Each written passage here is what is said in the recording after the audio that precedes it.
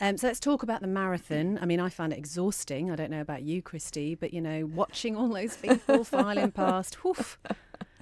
Yeah, well, I was on air, so I missed it, unfortunately. But yeah, I knew a lot of people that were taking part. I've just got to give a quick shout out, if that's okay, to Jane and Jill and Joe and Debs, who all did it yesterday, which is amazing in effect, because it's actually quite difficult to get in, because it's a bit of a lottery. You register yourself for it, but it doesn't mean you're actually going to get to do the actual London Marathon, not like our studio guest this afternoon. Not like our studio guest. Let's welcome our studio guest now. We have Steve Quayle, and who has his lovely little girl Harper in, who you might be able to hear in the background. She's just having a little milk break at the moment.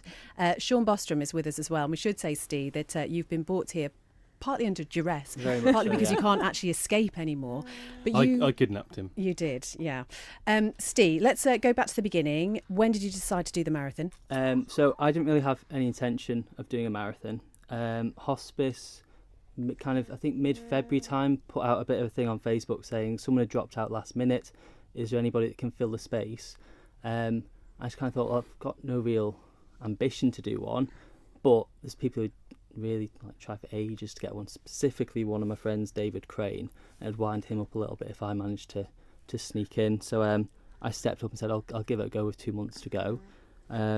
Attempted to train, but didn't really manage quite. And had you ever done a marathon before? No, I've done a half marathon before, and I very much thought that was a little bit too far to ever go for a run at the time then. Okay, so not a great deal of training, No. but you get there, you're standing on the start line. I mean, it's a bit of it's a huge amount of people to try. I mean, even get past the start line is quite a thing, isn't it? Yeah, I managed to position myself quite well. I kind of got 5 rows back, so it wasn't too bad for me. There wasn't that much congestion. Until much later on in the race when it was very, very congested for my situation. So your situation, that's an interesting way of putting it. Talk us through what happened around mile 8. So about 8 miles in, everyone's just kind of chucking their water bottles to the side as they go. And I stood on one that was on the floor. And I've since found out that as I stood on it, I broke a bone in my foot. And then as my other leg tried to compensate, I sprained my hip and partially tore my calf muscle. At which point you stopped, obviously? No, I just cracked on. Good choice of words there. I carried on kind of as normal, but a little bit slow until about mile 16, at which point I was in horrific pain. And then I stopped at a couple of physio tents just to kind of get myself going, because my left leg was completely gone, which meant I was running on my right leg, which happened to have a broken bone in it. So I was a mess. I was an absolute mess, but the people who I was running for at the hospice, they have to go through really obviously tough situations day in, day out, and I was just on a little 4-hour bimble. So I can't really stop it just for... You didn't want to let them down, did you? No. And I know, well, like Josie from Positive Bones, who I know you've had on, she's really inspirational to me. At 22 miles, just thinking she would just soldier on here. She has literally got one leg. I've got kind of one leg as such for today, but people live with that every day, so yeah, just soldiered on. Not only did you just soldier on, but you actually did it in sub 4 hours. Yeah, that was my aim beforehand. So he couldn't let himself down? No, so I was quite happy with that. And one of my bosses at work had a bet on that I wouldn't finish, so I couldn't let him win that because I didn't really want to pay out. I mean, we have spoken to people who've done marathons before, and they have talked about how much of a mental challenge it is. And from what you've said, really, that is what just took over yesterday. I was in pieces. I just, at 21 miles, I was quite close to crying. But there's TV cameras there, and just think, really? But I was a mess. Nobody would have ever said anything if you had. It would just be forgotten immediately. Of course. You are a firefighter, we should say. Yes. That's Harper giving the microphone a little bit of a bash there. So you were raising money for Hospice Isle of Man, also raising awareness about Positive Bones. Sean, who has a friend of the show, can we call you that? If you must. Let's do it. Let's do it.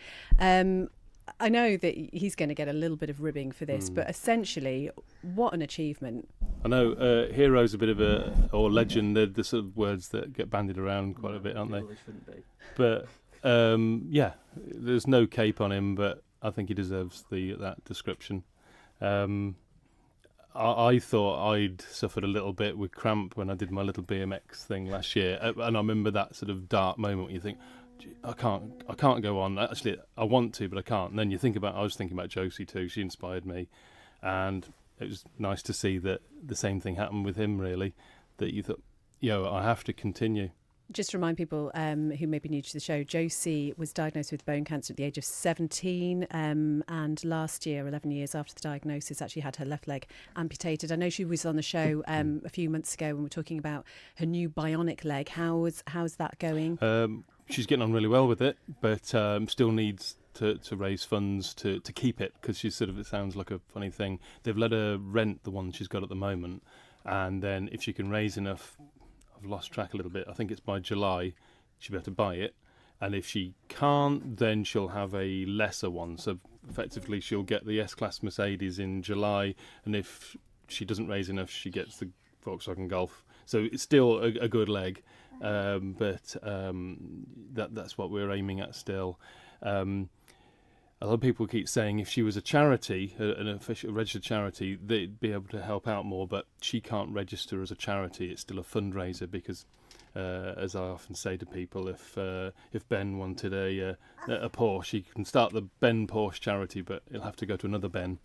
It's still a fundraiser, and we've still got a lot of things, irons in the fire and plans, but to do that. Well, Steve, thank you very much for coming in here on your crutches with the cast on your leg.